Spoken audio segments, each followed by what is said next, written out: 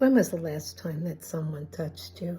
I mean, truly touched you, not just a pat on the hand or the shoulder, but a meaningful embrace, a hug, a long handshake. You know, as we get older, that touch becomes less and less. Things happen in our lives like our children moving away or the loss of a partner. But the science shows that we need that touch, and not just for our body, but also for our heart. So today I want to talk about that silent struggle of touch, the lack of touch, and how it can affect our health and especially our mental health. In addition to like high blood pressure, not feeling well, immunities. I know it does for me.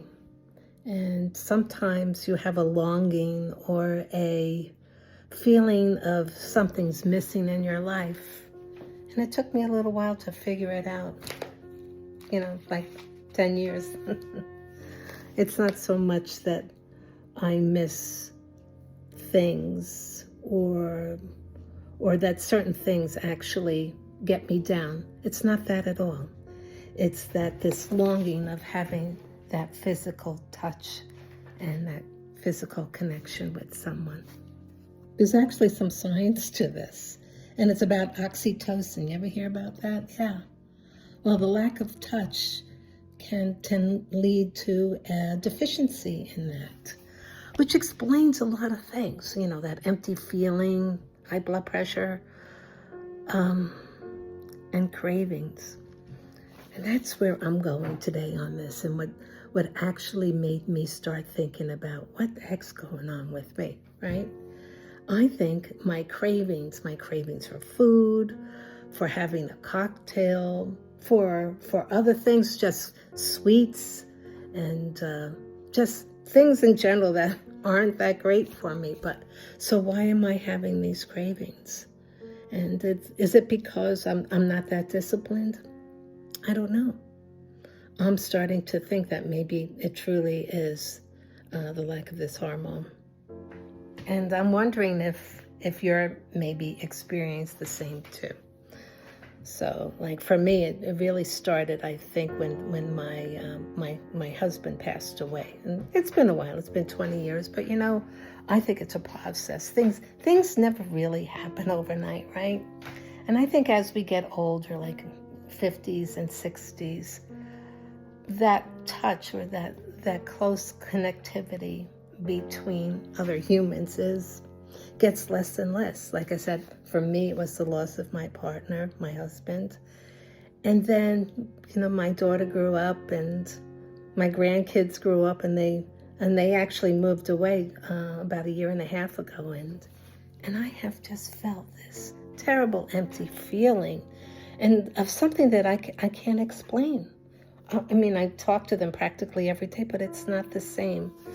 It's that I miss that physical connection and that touch, the occasional hug, that closeness. I don't know. It's a human thing, right? You ever feel that way? You know, as we're looking to fill these voids, we're really even not aware of it. I think one of the things we do to fill the void, I know for me, is this addiction to digital, right? My phone, my endless scrolling.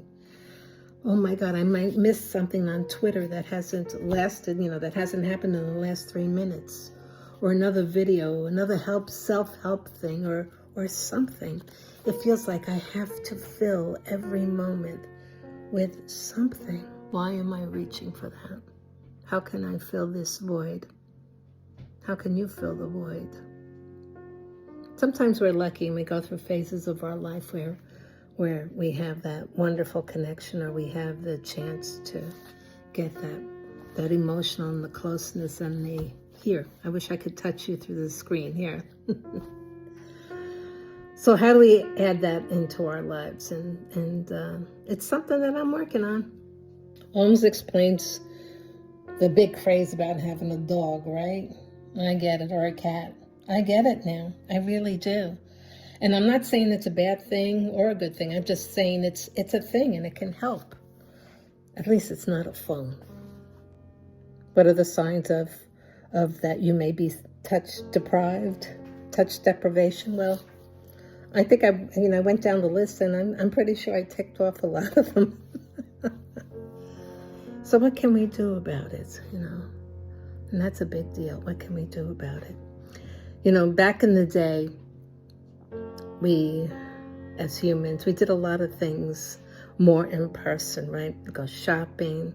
We'd have social events and meetings. Remember meetings and get-togethers, more family, seeing your family more. I remember with dancing. Back in the day, dancing was really, really big, right?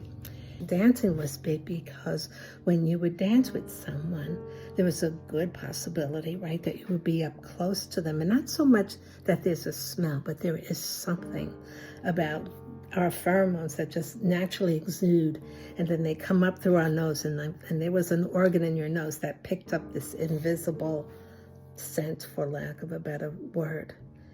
And it helped release or create the oxytocin and endorphins, and just made us feel real good. We do miss that closeness and I don't want to say intimacy, but just being that connection as a human. It's like I said, our body and our hearts really crave it. So now I make a point of saying to myself, do I really need that snack? Or do I really want that candy? Do I really want that glass of wine? Or am I seeking comfort? Or am I really seeking touch? What's the answer? Poof! Magic person here, a handsome hunk to hug and kiss me whenever I want. Nah, it's not even that. I really, really believe we want to get back to some of the ways that we used to do things, and I think that's possible. I think it's easy, or I know it's easy for me to fall into the trap of digitally trying to create things, including intimacy, and connection. And instead of writing an email to someone or texting them or making a comment here and there on some social profile, what I really crave is to look at them and to touch them on the shoulder or their hand and say, hey, how you doing? Or it's good to see you again, or connect that way as a human. I know it's not possible now. Maybe we have some limitations, whether they be physically or distance, but surely there is a way to get this more into our life. Can we get out a little bit more? I know for me, that's my goal. Even if it's to the grocery store. I'm serious. I actually do. Going to the grocery store, to the gym. The gym's a start. It's a start. It's a start to getting back to the normalcy that we once had in our lives. So, as an older person, maybe you are too, we're just more at risk for this. And really, maybe it's something that you didn't think about. And it might be an alternative way to help us with our aches and pains and some of the other things that are going on in our lives. And perhaps they're all just something that is crying because it's a substitute for what we really want. So how do we get it in there? I know. Easier said than done, like I said before, right? I'm working on it myself. But pets help. I've gotten very close to my cats. And like I said, I'm going out more, and even if it's just, utilitarian things like going to the store, going to the gym. I'm going out more as far as even eating out, even if it's for a cup of coffee. It doesn't have to be a whole meal. I'll sit at a counter. Like the counter like they have in diners and all. It's the best place to meet people and have conversations. And I'm not saying you're going to throw yourself all over them, but you do get that contact, that socialization. And every now and then, who knows? You might be able to pick up a pheromone or two. So I got a challenge for you. What can you do today to get that touch in your life, more touch in your life, more connection, more physical meeting something with another person, another human, I challenge you. Try to think of something.